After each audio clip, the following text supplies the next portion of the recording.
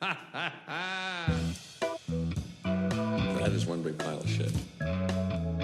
This could be it. We may be in some multiverse where I don't even exist. Don't knock rationalization. Where would we be without it?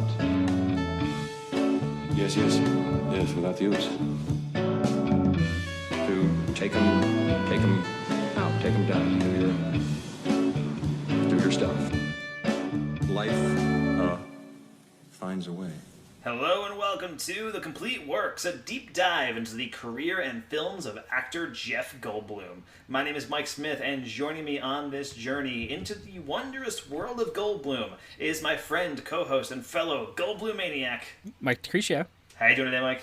I am very excited here on episode 2. Mike, we're doing it. Episode 2 Yes. of Jeff Goldblum.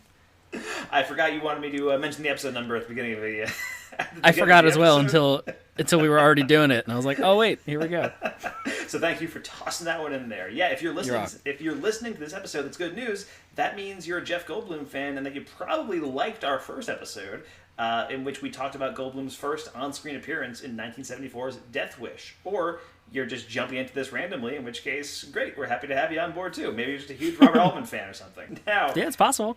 yeah, now get ready for the bad news, because Jeff Goldblum's early career, like most young actors, is filled with roles where he's barely in the movie.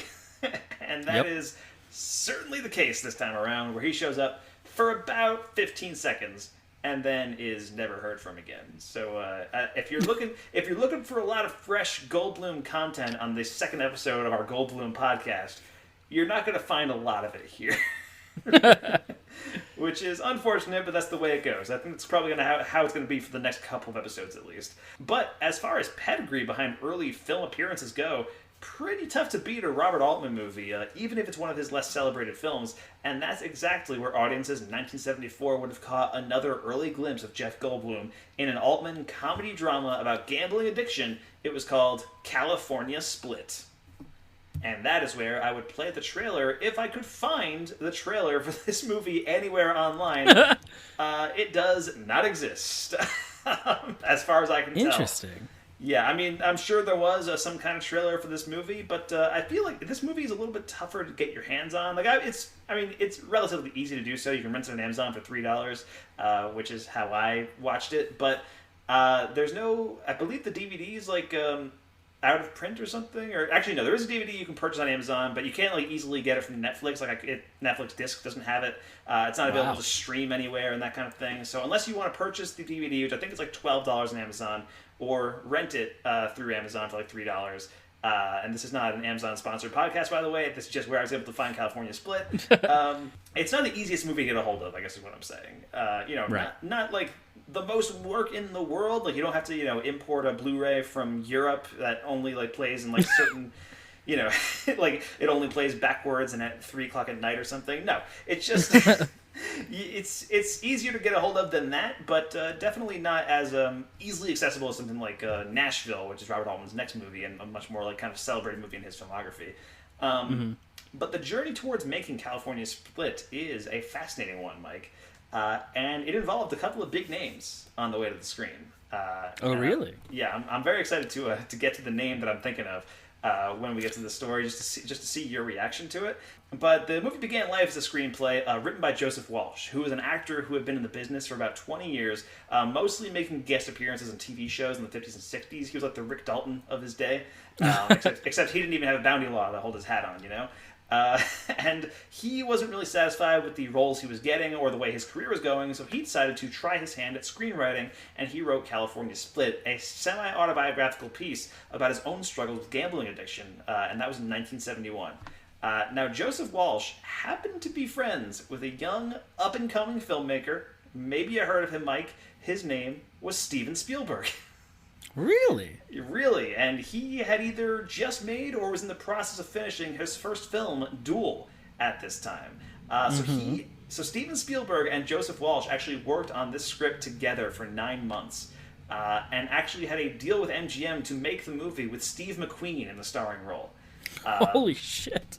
This could have been a Steven Spielberg movie before there was a Steven Spielberg movie, Right. This is pre-Jaws Steven Spielberg. And then, a month before filming was scheduled to take place, MGM had an executive shakeup, and the new exec in charge started requesting more and more changes and wanted to turn the film into a mafia-style Sting movie starring Dean Martin. And this is right after The Sting came out, so just FYI, that's why that was happening. Walsh and Spielberg actually took the project over to Universal, who then hired Spielberg to make The Sugarland Express instead, which was his first theatrical feature, meaning that, in a way, we have California Split to thank for the entire career of Steven Spielberg. Wow. How fucking wild is that, Mike? Like, if he doesn't... That's insane. If they don't end up going over to Universal, if he doesn't get hired off of this and moving over to Sugarland Express, there's no Jaws, there's no Indiana Jones, there's no E.T., there's no Jurassic Park. Where's the Goldblum big starring role? There's no Jurassic Park there. Who knows? My God. What could have happened? So yeah, it's pretty wild that California Split could have been like this entirely different thing and could have meant an entirely different thing in the career trajectory of Steven Spielberg. Now that's around the point that the script was given to Robert Altman, who loved it, signed on immediately. At this point, Altman was pretty well established and had commercial and critical success with films like MASH, McCabe and Mrs. Miller, and The Long Goodbye. Walsh was very protective of his screenplay, and he and Altman fought a lot over it. Altman had a reputation for kind of messing around with the screenplays of his films. That's one reason for the overlapping dialogue. That's a trademark of his work. And in fact, the movie was the first one to use an experimental 8-track sound system, which could allow 8 separate audio channels to record simultaneously, which helps contribute to that aspect. Now, that's something that's pretty commonplace today, but back in the 70s, you're dealing with like tape recorders and shit. Like that's... Right. So that was pretty like revolutionary in that aspect. So that's a pretty cool thing for California Split also. This movie features Jeff Goldblum for about 15 seconds in one scene, which occurs about 25 minutes into the movie. Apparently, Altman saw Goldblum in a play in New York called El Grande de Coca-Cola. I do not know what it was about. I'm guessing it was about a large Coca-Cola. Seems like a fair assumption. Yeah, I would think so. And then Robert Altman was like immediately a fan of Jeff Goldblum after he saw that show, although it wouldn't be until their next film together that he gave Goldblum a slightly more substantial role. Now, Goldblum plays Lloyd Harris, who appears to be either the boss or a work colleague to an office in which Bill Denny works. Bill Denny is played by George Segal, known for his Oscar-nominated performance in Who's Afraid of Virginia Woolf, and known to more recent audiences as Pops on the sitcom The Goldbergs, which I did not realize he was on. That's pretty wild, right? Yeah. And then his gambling partner in the movie, Charlie Waters, played by frequent Robert Altman player Elliot Gould, star of The Long Goodbye, and more recently seen as Monica's dad on Friends. And he's also Ruben in the Oceans movies, so he has that going for him too. I'm trying to relate it to the young people in the audience today. Yes. These kids today love Friends. I don't get it, but the kids today love Friends. And Charlie has a sort of girlfriend named Barbara Miller, who's played by Ann Prentice from My Stepmother Was an Alien. Barbara has a sort of roommate named Susan Peters, who's played by Gwen Wells, who will pop up again in Robert Altman's Nashville. Joseph Walsh, the writer of the film and one of its producers, appears as Sparky, the guy Bill owes money to. His brother, Edward Walsh, plays Lou, the guy with the grudge against Charlie, who accused him of dropping a card on the floor at the beginning of the movie. And finally, Burt Remsen, who appeared in several Robert Altman movies, including Nashville, makes an appearance in one scene as Helen Brown, and we'll get to that one later. And finally, kind of a sad note here, Barbara Ruick plays a Reno barmaid in the movie. She was an actress and was actually married to John Williams, famed composer John Williams, until she passed away during the filming of this movie. So California Split's actually dedicated to her. So the film was written by Joseph Walsh, and it's his only writing credit, though afterwards you may have seen him pop up in a couple of movies like The Driver and Poltergeist, where he plays a neighbor to the family in that movie. And it was directed by Robert Altman just a few months after his previous film, Thieves Like Us, a neo-noir with Keith Carradine and Shelley Duvall, which I have not seen, but I need to immediately because that sounds awesome. And a little less than a year before his next film, which was 1975's Nashville, often considered one of the greatest American films ever made, and one that we'll be talking about on the next episode of this podcast. So the movie was released on August 7th, 1974, and managed to pull in about $5 million, even though the studio pulled it from theaters earlier than expected. If you weren't seeing it that day, you may have been seeing The Way of the Dragon, an awesome Bruce Lee action movie in which he faces off against Chuck Norris, which is great movie. It was actually made in 1972. It was re-released into theaters that weekend, the same weekend that California Split came out. And then the IMDb plot synopsis for California Split reads, When a casual gambler befriends a professional one, he begins to mirror his life, sending both deeper into the sleazy gambling world where the stakes keep getting bigger. So, Mike, how familiar were you with the oeuvre of Robert Altman up to this point? I wasn't that familiar at all, really. I think it was the end of last episode, or maybe on the last Mike and Mike, where I mentioned that I probably couldn't name one of his movies off the top of my head, even though you mentioned that I had chosen one of them for the Knives Out You May Also Like. Yes, you had chosen Gosford Park over there as in relation to Knives Out. Yes, yeah. And I didn't realize he directed Long Goodbye, which I should have put together as soon as Elliot Gould started talking in this movie. 'Cause he's got the same, like, mumbling, aw shucks kind of thing going on. Yeah. So I wasn't that familiar at all with Altman's style, and gotta say, it's pretty cool. Okay, yeah, fair enough. So I'm going to ask you what your overall thoughts on the movie were, and you're saying pretty cool? That's the general consensus? Yeah, I mean, I had a really good time with this movie. I was not expecting. I mean, I didn't really know anything about it.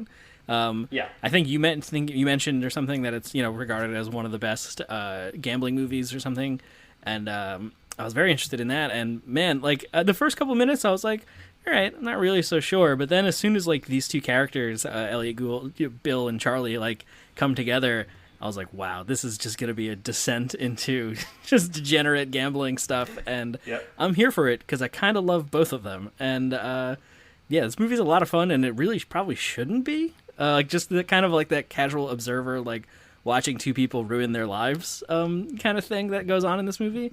It's really cool. That's weird. It's weird to say that, but it's fun.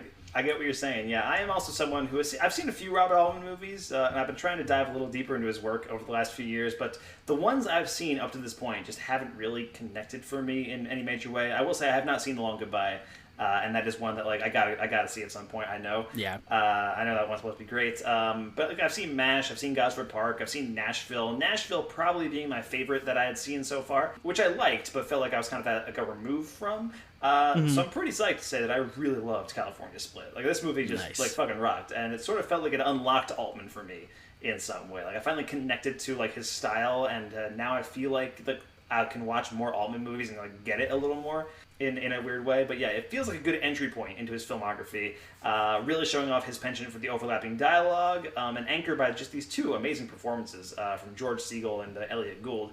And it does like jump between like comedy and drama without missing a beat. I think that's what I love about it. It's a very melancholy movie, but it's also very, very funny, which is the stuff that I respond to a lot in Wes Anderson's movies. Like his movies are always really sad. Like they always like, there's a core sadness to like every Wes Anderson movie, but they are hilarious, and that like like that juxtaposition like really like makes those movies work for me, and that's what California Split I think had going for it, without the precision like diorama aspects of the Wes Anderson movies. No, this is a much messier movie than any kind of Wes Anderson movie. Except maybe Bottle Rocket, but that's like way early in Wes Anderson's career. He's never making a movie like that ever again. It's really fascinating to hear that about the script. Was it Joe Walsh, right? Was the name the screenwriter? Yes, Joseph Walsh. Joseph Walsh, yeah. That he was like really protective because this movie feels like it's just completely improvised. All the dialogue is just like people interrupting each other, just four people talking at once, and it's like, what the fuck is going on? That's very interesting. Yeah, no, totally. And what I loved about this, it's also just exciting in the way that a great sports movie is. You're eager to see if these crazy guys can actually pull it off. Every time they go in on a crazy bet. And since we're watching this in 2020, I feel like the easy comparison to make right now is Uncut Gems, which just came out a couple of months ago as of this point. I did a quick Google search, actually, and didn't see the Safdie brothers really talking about the movie recently, but they did mention it in an interview when they were releasing Good Time a couple of years ago, as a movie that was influential for them.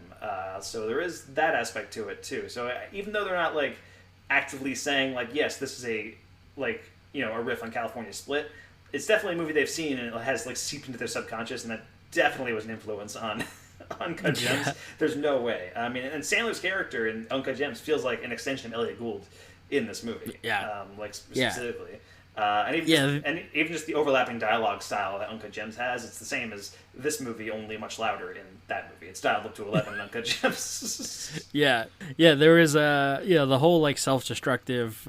There was right away. It's like a pretty obvious comparison to draw, but there's the scene when they're at the boxing match and Elliot Gould is kind of like tapping people on the shoulder, sitting around him, like, you want to bet something? Come on, let's get some action going. Let's bet on stuff. I was like, that. Wow, okay, I can see Howard or whatever his name was in Uncut Gems doing that. And even down to the fact that he gets his nose broken. And he spends the last half of the movie with black eyes and like his nose taped up. I was like, this is just Uncut Gems. Yeah, it's basically the same. Which is interesting because the Safdie brothers, I mean, they're making like really interesting and like original movies, but they're also riffing. Like Good Time is basically just After Hours, the Martin Scorsese movie, and now Uncut Gems, now we're discovering, is basically just California Split. So it's like they're taking these like movies that like are from celebrated directors, but they're not the movies that people, you know, always talk about from those celebrated directors. You know, like California Split is a movie that I really hadn't heard much about until we were going to review it. And I like looked into it and be like, oh, this is supposed to be really a gambling movie and that kind of thing. I saw it on some lists, like you mentioned. But like before this, like of all the Altman movies, like I knew I had to hit Nashville and The Long Goodbye and MASH and, you know, all these other Altman movies. California Split, not really in that conversation that much. And with Scorsese, with his movies, like After Hours, might be my favorite Scorsese movie, but it is not like in that conversation, along with like Goodfellas and, you know, Taxi Driver and stuff like that. So it's interesting that the Safdie brothers are kind of doing that with these two movies. Curious what, you know, famed auteur they're going to take an obscurity out of for their next thing. Did you hear actually that it's supposed to be, I forget where, a Hulu show or something with Nathan Fielder? Where they're gonna like that, yeah. He's like a serial killer HGTV host or some shit like that, or something. I forget exactly what it is. It's whatever it is. It'll be weird though. Oh yeah, it'll be weird for sure. So yeah, I love this movie, California Split. I think it's easily my favorite Altman film that I've seen. Although there are a ton of big gaps in that filmography, I still got to work my way through. But I'm now a lot more eager to do that, like because of California Split, because I saw this movie and I'm like, okay, here we go. And I'm actually really excited to revisit Nashville in a couple of weeks for this podcast because you know, when I saw it the first time, I liked it. You know, thought it was pretty good, but wasn't the full 5-star masterpiece that maybe I was expecting. That's a movie that's on like, you know, the AFI Top 100 list and that kind of thing. And this time around, I'm like, okay, now I feel like keyed into the Altman style with California Split. I'm excited to see how I react to Nashville the second time around. And you've never seen Nashville, right? No, I have not. So I'm definitely excited to check it out now because, like you said, we both really loved California Split, so it'll be interesting. Yeah, totally. And one nice thing about Nashville is that there is a lot more Jeff Goldblum in that movie. Nice. However, he does not have any dialogue in that movie. Interesting. Yeah, he's in Nashville. Jeff Goldblum is like a connective tissue, kind of like acting as like the silent character who's like kind of just sitting, like, because it's a big ensemble piece with a lot of different characters and a lot of different moving parts. And Jeff Goldblum is kind of there as like a consistent through line throughout the movie. Okay. But in this movie, California Split, you got Goldblum. He's in one scene. What did you think of Jeff Goldblum in his one scene of California Split, Mike? Just the gravitas he brings. No, I thought he was going to be a very important character because I think it's like the Harris Publishing Company or something like that. Right. That where Bill works, and he goes in, and the receptionist is like, oh, you know, Mr. Harris wants to see you, and he leaves. And then I was like, oh, it's going to be some like old grouchy old man or something. And like Jeff Goldblum, like Kramer's his way through the door. Like the studio audience applauds and everything. Yeah. Yeah, he's got this like big entrance and he slides. No, he doesn't. I mean, he does like kind of come through the door. And he asks like, oh, where is he? I want to talk to him, blah, blah, blah, all this stuff. And then he just kind of like disappears. And I assumed that there was going to be this like there is this sort of like running gag that like Mr. Harris still wants to talk to you throughout the whole movie as he's ditching work and like skipping out to go to the racetrack and all this stuff. But I assumed there was going to be more. I wonder if there's like deleted footage of them actually meeting or something because it seems like he's going to be showing up a bunch. But that one scene is pretty good, you know. He's got 2 or 3 lines, I guess. Pretty much, yeah. So basically, he gets that one scene. When the movie started, I noticed his name did not pop up in the opening credits. So I figured, like when it wasn't there, I was like, okay, we probably won't see him too much in Goldblum. I mean, that's fair. It's his second movie out. You know, probably very early. You know, it's going to be a quick role. And I sort of kept expecting him to reappear after that scene, and then he just never did. He gets his 15 seconds and then he's gone. So yeah, basically his entire role is he walks out of a doorway, asks the secretary if Bill is in yet. She says yes. Then he asks if Bill knows they're supposed to have a meeting. She says yes, and then he walks away. And that's the entirety of Jeff Goldblum's performance in this movie. And yeah, like you mentioned, there are like kind of callbacks to that. Like later in the movie, the secretary comes into Bill's office and she reminds him like, hey, you're supposed to have a meeting with Harris. And he's like, yeah, whatever. And they, don't meet with him. And we never find out what the meeting was about, even. And Bill kind of waves her off, and that's pretty much it. So there's really not much of it to judge a performance on. But I think this is one of those weird things where, like, this guy who had a bit part in this movie got much more famous and recognizable later on. So that audiences decades later will, like, collectively have the reaction like, what the fuck, Jeff Goldblum was in this? Like, that's kind of how I felt. Like, when I saw him, I was like, whoa, Jeff Goldblum. And I knew he was in the movie because I was doing it for a podcast. But, like, when he shows up, it's like, holy shit. It's also weird that he's playing, I guess, the guy's boss, because Jeff Goldblum is, like, 20 years old here. And George Segal is, like, definitely older than that. Like, definitely at least, like, mid-30s, Like... Yeah, there's just like a weird discrepancy there, and it's it's Jeff Goldblum. I feel like he looks older than he did in Death Wish, at least. Where Death Wish he really looks like a teenager, and this movie, I don't know what. Maybe it's just because he's wearing a suit. I don't know. Glasses. That might be it. But it's just weird that like it's 20-year-old Jeff Goldblum, and he's like I think he's positioned as the boss, but I couldn't like wrap my head around that because I was like he's so much younger than George Segal. And it was just very weird. So I assumed they were like a work colleague or something. But like you said, his name is the name of the company. So maybe maybe his dad is like the founder of the company, and Jeff Goldblum like got a nepotism job or something. Who knows? There's a lot of backstory to this character that I want to dig into. What's his motivation? Exactly. And speaking of, how do you think this fits into the roles that we've seen Jeff Goldblum play so far? So Death Wish and this. How do you think this compares? I mean, it's a significantly smaller role than Death Wish, which was already a very small role. Right. So he's going backwards. No, I don't know. It's like it's kind of interesting that he's just got these two kind of throwaway performances, or not performances, but throwaway characters. Where he's kind of just here for a second, and it does this thing that he needs to do, and he's gone. I mean, in Death Wish, it causes the whole movie, so it's pretty significant. But it is a very short, small performance. And here, it's kind of, and it's weird. It's got this, I think you sort of referenced it earlier, where it sort of has this retroactive importance, because he sort of has like a really tight close-up when he comes in the door, and he's like, does he know I'm here? Or whatever. So it's weird that at the time he was nobody, but now we look at it and it's like, yes, his moment has arrived. And he kind of gives that grin and says thank you and then leaves. And I was like, he's doing the Goldblum thing already. He's sort of doing it. There's some proto Goldblum stuff here. I mean, he's not doing the stuttering, the ahs and whatnot, but there's inklings of what is to come in these brief, scant few seconds of Goldblum that we have in California Split. But so far all we've seen is him in this and Death Wish. So I'm choosing to believe that these roles are connected in some way. That his punk from that movie grew up a little bit, has been able to hide his homicidal tendencies just enough to go unnoticed, but he's secretly like an American Psycho style businessman. That's where I'm at with Jeff Goldblum, California Split. I feel like there's a whole side movie going on where he's just like Christian Bale in American Psycho. Wow, that's fascinating. I thought you were going to go with the more like, he went to prison, he got his GED, he got his life back together. Now his long lost uncle bequeathed this publishing company to him to get his life back together, and here we are, and he just can't get that damn meeting with Bill. Yeah, that's his whole arc in this movie is, man, I wish I could get that meeting, and then he doesn't get the meeting. But this is a smaller role than he has in Death Wish, where he at least impacted the plot in that movie.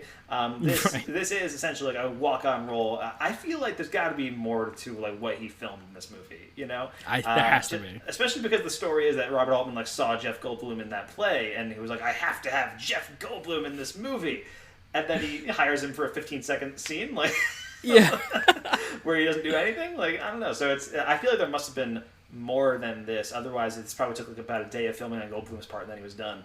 But I guess that's that. So that's Jeff Goldblum in California Split, and that's pretty much the entirety of what we can really discuss about his role here, because there's nothing else to go on. As far as Goldblum stuff goes, but. California Split is a movie we both really enjoyed anyway, and I want to talk about some of our favorite moments or scenes that stood out to you, Mike. So throw it out there. What do you got? I mean, kind of the whole movie. No, but there's that scene right at the very beginning. I'm glad you mentioned the sting, because I forgot about it, but I definitely had that thought.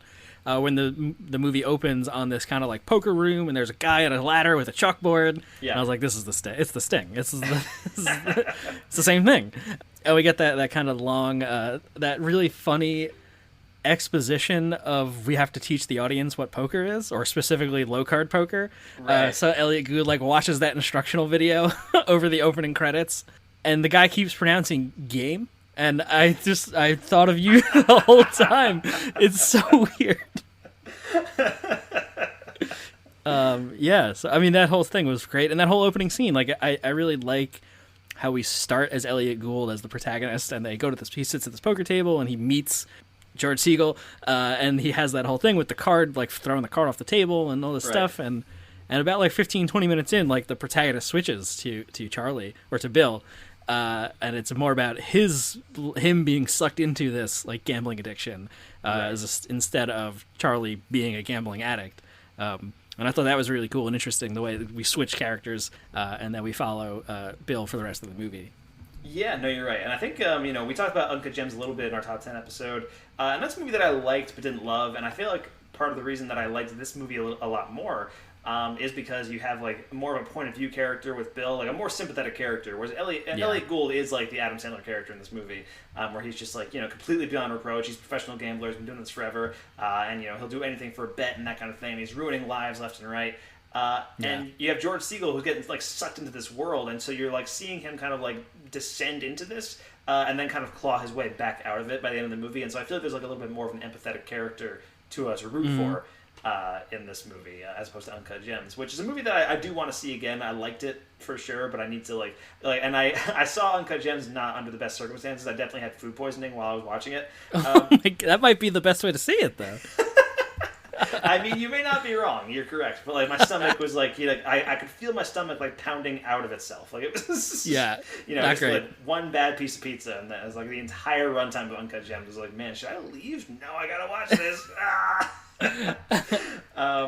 But yeah, so that whole opening sequence I thought was awesome. You have that voiceover telling you the rules of poker and betting, and that really immediately throws you into the overlapping style of dialogue that Altman has too, where you're watching like the instructional video and you're having that kind of go over all the conversations that are happening around the poker table and everything, and the whole thing, the dead card. Like I just loved all that, and it pretty much sets up the entire dynamic between George Segal and Elliot Gould, like established like right at that table in that argument. It's pretty great. And then when they start hanging out in the bar, getting drunk and taking bets, just for like stupid stuff. Like George Segal asks him if he can name all 7 dwarves in Snow White, and that scene's like a really funny scene where they're just they get to like 3 and they can't like remember any more. And then like George Segal's like, okay, here it comes, like a shot, Dopey, Doc, Sneezy. And he's just It's the same 3 that Elliot Gould said. Pretty much. Says you can't name the 7 dwarfs. Okay. I know I can name 3 or 4 of them, but now you 7. got to be able to 7 of them. Okay. I got 7. Doc. That's 1. Dopey. That's 2.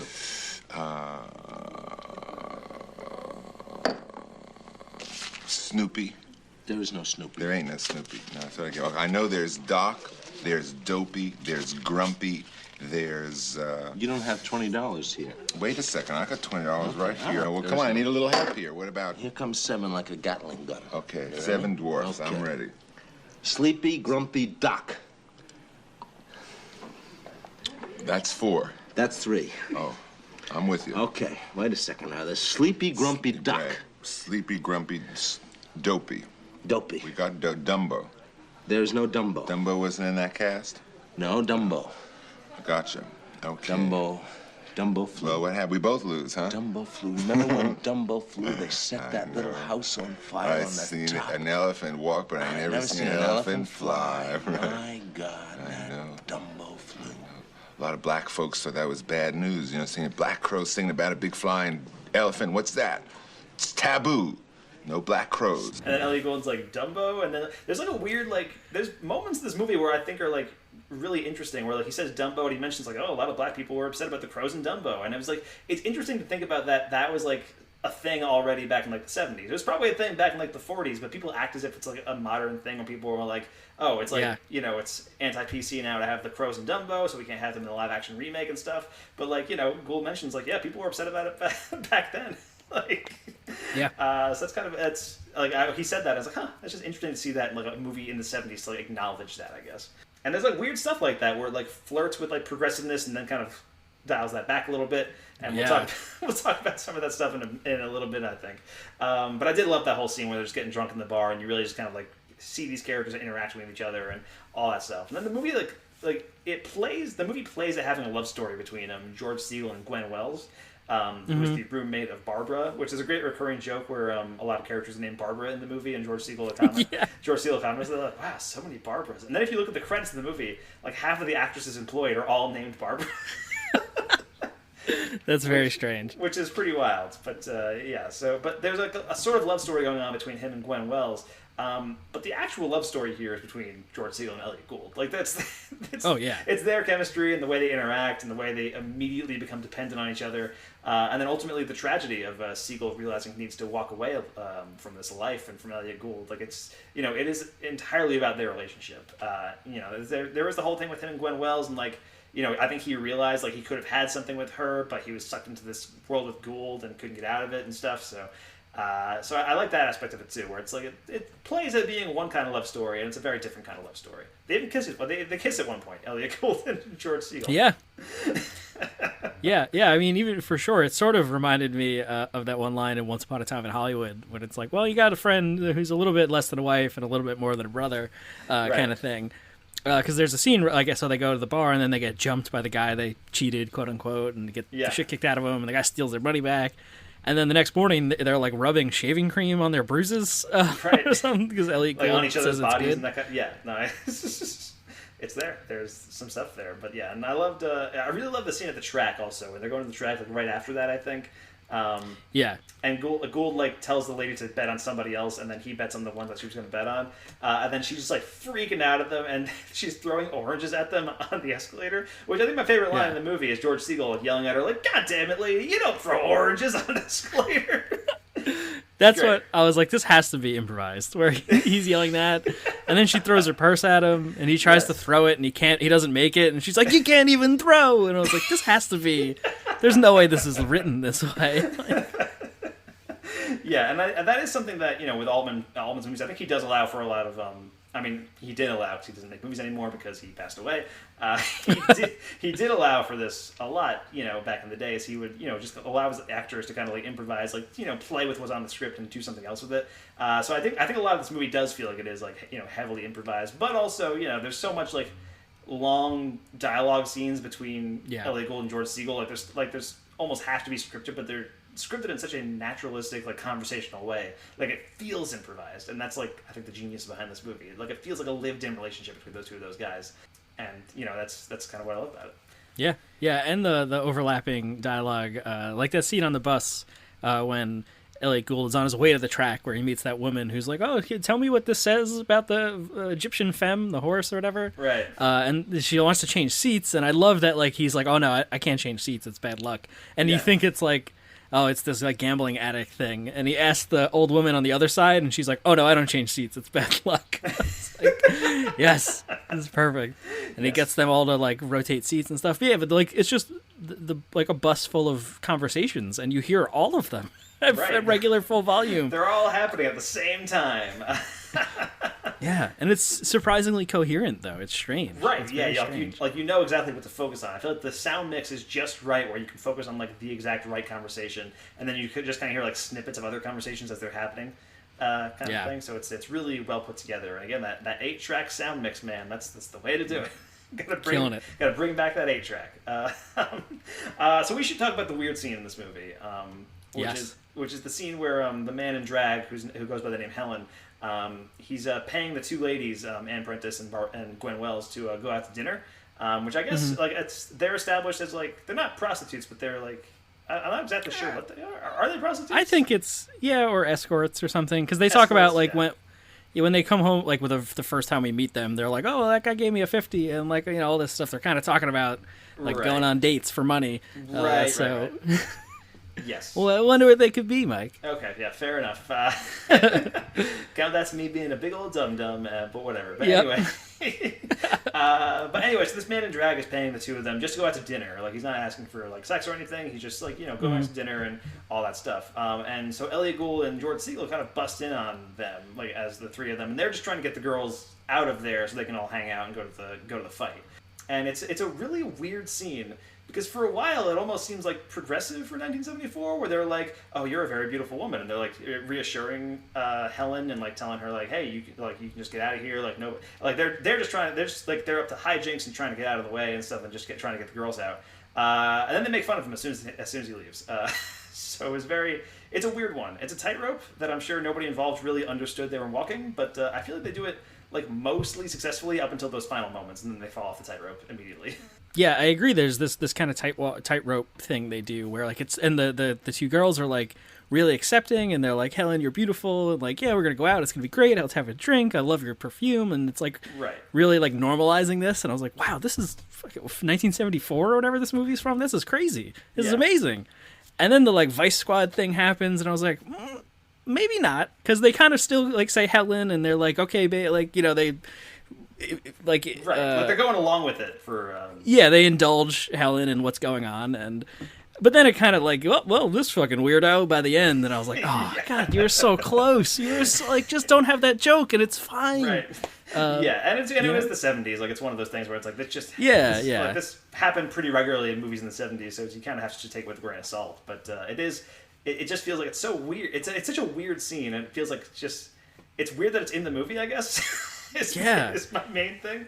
But otherwise, like, yeah, it is like an oddly progressive scene up until that point, and then it's like, oh well, okay, cut out those like last 10 seconds. You could have had something here. You could have pointed this and be like, wow, look at this relic from the 70s. How progressive these actors and Robert Altman and everything, whatever. But yeah, so it's a weird scene. It doesn't like destroy the movie or anything. I don't think. Like it's a couple of seconds out of a whole 2 hours or whatever, but definitely weird, and I felt like we should talk about it a little bit. Yeah, definitely. And even like to some of the movie's credit, like the way it makes that turn and kind of stumbles is not as bad as a lot of other shit we've seen from the 70s as far as this topic is concerned. So like them just being like, that's weird, is not like it's the butt of the great. joke, like it's the butt of the joke, but it's not like it doesn't like there's no slurs or epithets or anything. It doesn't like demonize it, I guess, is sort of no, yeah. But yeah, so that's the weird scene with the guy in drag in California Split, played by Burt Remsen, who is a very good character actor and who pops up in a lot of Robert Altman movies. We'll see him again in Nashville. But yeah, definitely a weird scene. Felt like we should talk about that one because it's one that just stands out a little bit. But then from there they go to the fight, and like you mentioned, there's that scene in the fight where he's just like going to like I'm gonna bet on your hat, and he gets the guy's hat and that kind of thing. He's just betting on everything, no matter what. But I really love that scene after the fight where they get mugged for the second night in a row. And this was the scene where I was like, oh, this is just Adam Sandler in Uncut Gems. This is like a totally. This is a Sandler move right here, where Gould negotiates the mugger to take half. Like the mugger's like, give me all the money in your wallet. Like, they've won like a bunch of money, and he's like, I'm not giving you all my money. Here, why don't you just take half of it? I'm going to put it down right here. And it works. Like, and George Segal's like, holy shit, I can't believe that worked. And that kind of thing. So and Gould's still like upset about it because he just lost like half his money, but. It's one of those things where it's like, okay, you can like this is the moment where you can see like how deeply far gone Elliot Gould is as a gambling addict, where he's like he needs this money, and he's like almost like working this as like some kind of bet where he can like basically betting his life against this mugger to take half this money. Yeah, when he's just mad that they got mugged the second night in a row. Right. I was also like, this is Uncut Gems. But where he's just pissed about that, and he's like, the guy's like, I want to blow your head off, and he's like, no, you're not. You're gonna take half my money. You're like, get out of here. Which is so strange, and George Segal is freaking the fuck out the whole time. Yes. Yeah. So that was a great scene, and then Elliot Gould kind of disappears for a little bit of the movie.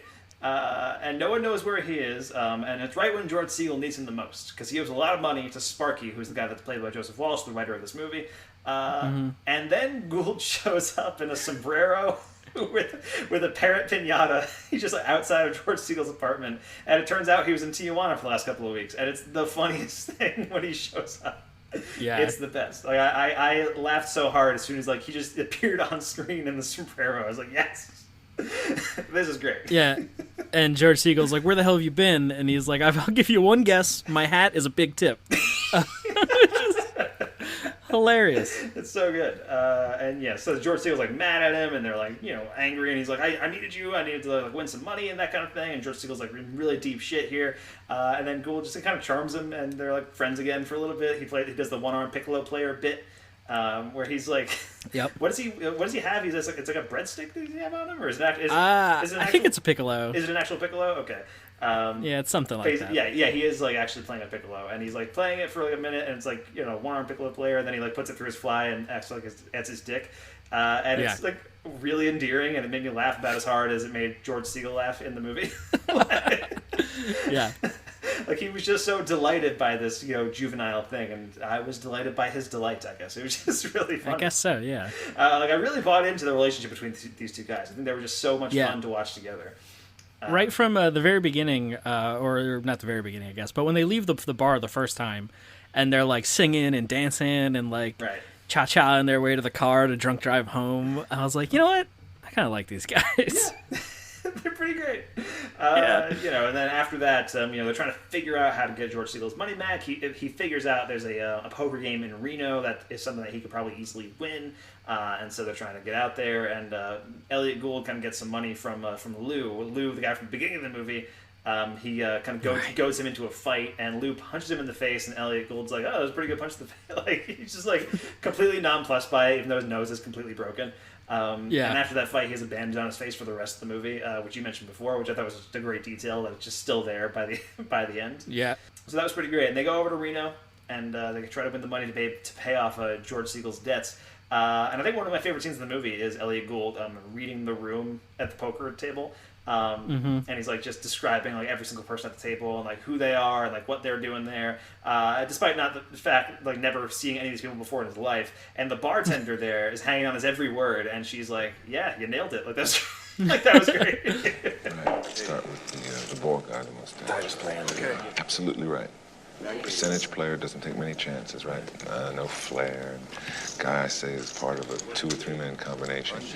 No sweat, but you find him after the 4th card. You're not in the hand unless you got the nuts, right? Got the nuts. Right. Cowboy. Oh, cowboy. I don't know. Lyndon Johnson's definitely his hero. I figure he owns a piece of the town. Haberdasher. Looks like he sells cowboy hats. Stetson. Got the rhythm of the game. It's his rhythm. Absolutely right. But with your natural ability and your strength, you don't have to let him have much. Keep talking. Kid, seen the Cincinnati Kid too many times, right? I mean, he's been trying to beat this game from before he's born, right? It's a doctor, right? It's a doctor that's been here playing this game forever, right? He'd rather lose a patient than a hand. Very good. Right?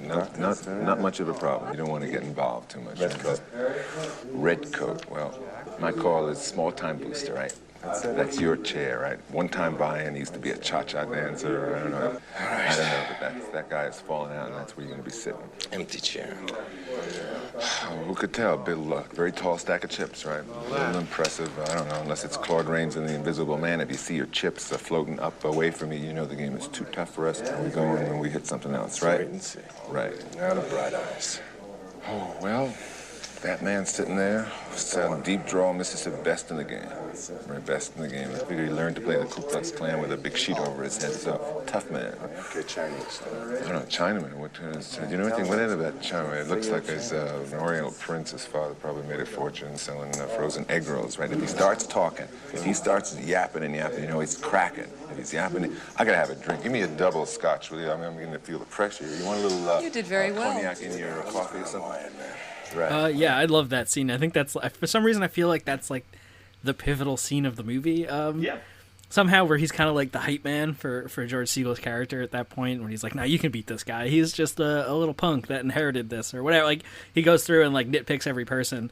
And then that guy shows up with a lot of money, the tall stack of chips. That's the chair's empty. I don't know. For some reason, that was so intimidating when that guy walks in and he's like, "Oh yeah," like to the bartender, like, bet the second race in Santa Anita for me or whatever. And he just pulls out this stack of hundreds. And that was like, oh man, Bill's never going to win now. He's never going to beat this guy. Right. And then he's finally like he's winning the game. He's killing it.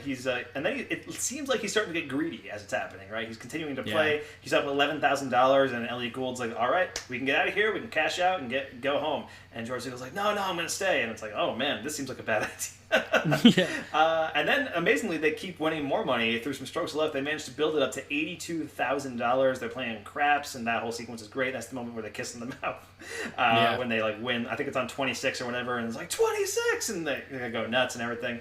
So they win $82,000, and this is 1970s money, which is a lot of dollars. That's got to be like, I don't know how inflation works. That's got to be like $200,000 today. Is like my guess. It's $80,000 dues. Yeah, exactly. I was just watching the Simpsons Australia episode right before we jump into the podcast, actually. And then Elliot Gould starts talking about, as soon as they win the money, he's like, "All right, let's go into this room. All right, we're going to the track. Here's how we're going to spend this money." And that moment is like the wake up call moment for George Siegel, where he realizes this isn't the life he wants, and so he splits. He takes his half of the money. And he says, this is like kind of like, he doesn't like say this is it, this is the end of the line, but it's obviously implied that this is the last we're going to see of each other kind of thing. And then he just kind of like leaves, cashes out, and goes on his way. And then the movie kind of just ends with Elliot Gould alone in the room counting his money. And I love that. Like, it's such a melancholy note to end this movie on. Because just implying like Elliot Gould is just going to likely continue to just be the scummy gambler the rest of his life. Living like his end will probably be the end that Adam Sandler has an Uncut Gems, where Yeah, and I love how he just kind of like spins the board, the wheel, and just like walks away. And the end credits is just that board spinning. Yep. And that weird lounge singer singing. It's just like what a sad fucking moment where Elliot Gould is like, hell yes, we did it. He tells that lame joke about like how long does it take a snow pea to pee or whatever, right. And George Siegel just no reaction at all and says like I didn't feel anything, like this means nothing to me. I gotta get out of this. I gotta go home. I think is what he says. Yeah, I gotta go home because he's lost so much up to this point, and it's one of those things where you don't even like realize it as the movie's happening because it's so much fun leading up to this. Their relationship is so great together, and they're obviously killing it, and like it's so funny, and the script is really witty, and there's a lot of great improv dialogue and all that stuff. But like he loses his chance to have a relationship with Gwen Wells, and he probably lost his job. I'm guessing he never got that meeting with Jeff Goldblum. Who knows? And all that stuff, and so it seems like he's going to take that money and try to start a new life for himself, and who knows if he'll be successful in that, but it'll be one without Elliot Gould, and that's like the right thing for him at this time. So it was like there's just a really good ending, man, and it's a really good movie in general. California Split, really dug it. It's really, really good, and I feel like it should be as celebrated as some of Robert Altman's other movies. Like you always hear about The Long Goodbye or MASH or Nashville. Like those are the ones that we've been mentioning in this podcast. California Split, I feel like I had never really heard of this movie up until a couple of weeks ago. Yeah. So I'm glad that this podcast gave us the opportunity to see it, even though Jeff Goldblum not in the movie for a very long time. Yeah, I kind of hope, I would hope or wish that this movie kind of is in that gambling movie conversation. It's probably not, wasn't helped that it came out right after The Sting, where it's kind of like, riding those coattails or trying to, but I feel like it definitely should be part of that conversation with those movies, because this is fucking great. Absolutely, yeah. So that's California Split from 1974, and we both really dug it. Really, really enjoyed this movie. So definitely worth checking out. Even if you're just listening to this podcast for like Jeff Goldblum content, it's still you'll still see Jeff Goldblum in the movie. Just know that he won't show up ever again in the movie. But now, are we ready to move on to some Letterboxd reviews, Mike? Yes. Okay, let's do that. Some Letterboxd reviews for California Split. And I'm going to start actually attributing these reviews. I feel weird just like saying these are anonymous reviews. I'll actually say who's writing them. I'll use the usernames and stuff. Nice. But here's a 4-star review from Fran Hopfner, who's a great critic and film writer. She says, love to hear a whole theater gasp at a 21-year-old Jeff Goldblum. Which I love. I love the idea of just sitting in a crowded theater watching California Split, and Jeff Goldblum shows up and nobody's prepared for it, and everybody's like, whoa! Because it is, like you said, like it's a big close-up on him, like, and it's just that one shot, and then he's gone forever for like, the rest of the movie. So yeah, I love that. Here's a 3.5-star review of California Split from a user called Cam. It reads, Altman's 74 take on a couple of gambling buddies trying to make their way in this crazy world. I love Altman's use of overlaying sound, which creates such a wonderful sense of realness to the scenes. With his obnoxious behavior, Elliot Gould feels like a 1970s Vince Vaughn as he spouts off his mouth at everyone he sees. Can't you just see Vince showing up in a movie wearing a sombrero and carrying a piñata parrot as he screams about how he had a dream about going to Tijuana? I also love how Gould browbeats a mugger and taking only half his money. Bonus points to a super young Jeff Goldblum's brief walk-on role. Basically, any review that I found that could mention Jeff Goldblum, I was like, I gotta throw that in there. Yep. Gotta keep this podcast on track somehow. Here's a 3.5-star review from Nolan O'Kane that reads, "This is Elliot Gould, and this is how he wins." Holy shit. Yeah, 100%. There it is. Here's a 4-star review from a user called Dankwit. It reads, "If I ran with Bob Altman and Elliot Gould at his most manic, I'd probably be a compulsive gambler too." And finally, one more. It's a 4-star review from a user named Tyler. It reads, "There's something about a movie where the main character gets badly beaten up and thus has to wear a bandage on his face for the rest of the runtime that really gets me going." George Siegel being in the movie also helps a lot. Robert Altman directing the movie might boost the appeal too, especially given that it's at the height of his let all these people talk over one another like real people phase. Then telling me that this movie helped inspire Uncut Gems, and oh baby, I am on board. Adding this to my growing list of winners who don't win movies about losers who are winners of our hearts. I think it's a very nice way of putting it. Losers who are winners of our hearts. Yeah, so that is California Split from 1974, directed by Robert Altman. Again, both just really enjoyed this movie, and definitely a cool kind of hidden gem, I feel like, that we discovered at the beginning of this podcast, which is nice to see. Yeah, I'm excited for more of these. I'm sure there's going to be more movies.